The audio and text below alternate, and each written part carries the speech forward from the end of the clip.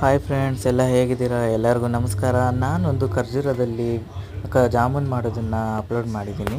So ಯಾರಿಗಾದ್ರೂ interest ಇದ್ದರೆ ಅದನ್ನು ಹೋಗಿ ಚೆಕ್ ಮಾಡಿ, ನಾನು ಲಿಂಕ್ ಕೊಟ್ಟಿರ್ತೀನಿ.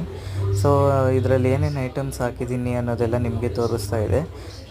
ಕೋವಾ, ಮಿಲ್ಕ್ ಪೌಡರ್ ಆ್ಯಂಡ್ ಗೋಧಿ ಹಿಟ್ಟು, baking powder and baking soda ಇದನ್ನೆಲ್ಲ ಹಾಕಿ ಮಾಡಿದ್ದೀನಿ. ನಾನು ಗೋಧಿ ಹಿಟ್ಟಲ್ಲಿ ಮಾಡಿದ್ದೀನಿ. ನಿಮಗೆ ಗೋಧಿ ಹಿಟ್ಟು ಫ್ಲೇವರ್ ಇಷ್ಟ ಇಲ್ಲ ಅಂದರೆ ನೀವು ಬ್ರೆಡ್ಡನ್ನು ತಂದು ಪುಡಿ ಮಾಡಿ ಬ್ರೆಡ್ ಕ್ರಮ್ಸ್ ಕೂಡ ಹಾಕ್ಕೊಳ್ಬೋದು.